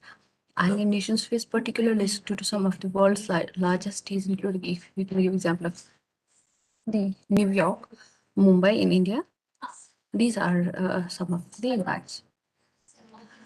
And if other was melting points or warming of more acidic oceans, the oceans, Earth's ocean absorbs between 1/4 and 1/3 of our fossil fuels emissions are now up to 30% more acidic. And this is because as then they were in the pre-industrial times, that is, we are contributing to those changes. And if was talking about the melting of glaciers, and Nearly 97% of Greenland's surface ice sheet thawed during a 4-day period in July. You can see the picture over here. The climate change increases pressure on wildlife to adapt to climate changing habitats and fast. Many species are seeking out cooler climates and higher altitudes, altering their seasonal behaviors and adjusting traditional mitigation patterns.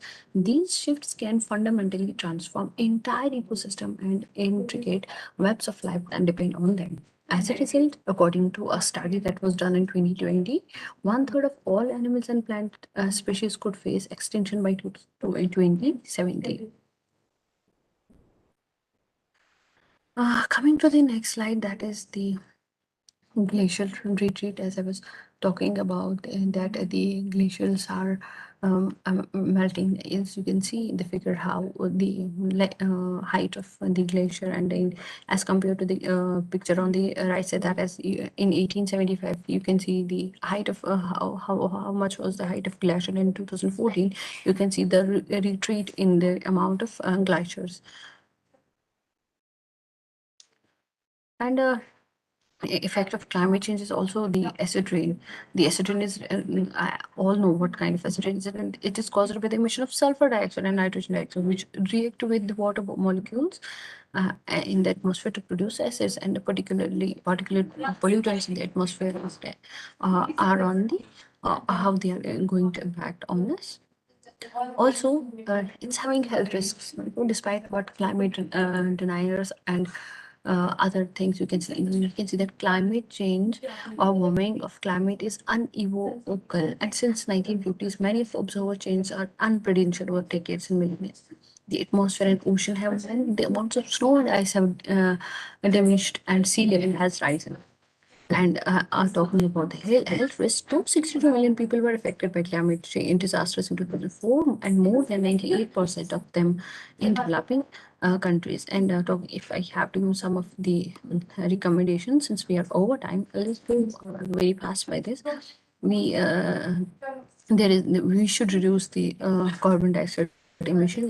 We should globally power generation emits nearly 10 billion tons of carbon dioxide per year. So we should use alternate energies such as wind power, solar energy, etc. And we should reduce. Also, we use electrical cars or solar cars as alternative of diesel, petrol, or gas engine. And worldwide, motor vehicles currently emit well over 90 million metric tons of carbon dioxide each year. So we just need to think about it, and we should also reduce the CFC emission each year worldwide. Even currently, 93 billion metric tons of CFC emitted by AC, refrigerator, aerosols, body sprays, etc. And we should reduce deforestation. Like, as we know that Earth's total forest area continues to decrease at about 30 million hectares per year. So we should plant 2 trees against 1 tree when we cut down a single tree. And coming to the conclusion, good management of these disasters would call for the maximum utilization of positive impact, minimization of communities' vulnerability through, we should do some awareness creation, disaster proofing, improving of environmental protection, and before concluding, the responsibility to reverse the worrying trend lies with us. So it's extremely likely that more than half of the observed increase in the global average surface temperature from 1951 to 2010 was caused by the anthropogenic increase in global GHG concentration and other anthropogenic forcing together. So we can mitigate global climate change and help stem in its determinal impacts. But doing so will require tackle its root causes: pollution from burning fossil fuels. Like, we are having different Paris Agreement, we are having the clean energy technology, and a different climate action at home should be done for this. And before concluding, I'll just conclude my presentation by this quote, that preparing for disaster is far more cost effective than to recover from them after they have occurred. So this was all from my end. Thank you, ma'am. Over to you, ma'am. Thank you so much, Fatima, for this wonderful deliberation. And with this, we have reached to the end of today's webinar. And now I would like to thank all our eminent speakers, Professor Indrajit Pal and Dr. Kirtiman Binte Amin, for giving their valuable time and giving this wonderful deliberations for today's webinar. And a big thank you to Professor Anil Kumar Gupta for giving idea of organizing this program and setting the context of today's program. And last but never the least, I would say they are the first one, whom I should thank our participants. So thanks a lot for participating in this program and webinars and trainings as well. Thank you so much. Thank you, everyone. And with this, today I'm going to end today's webinar. Thank you once again. Have a very good day.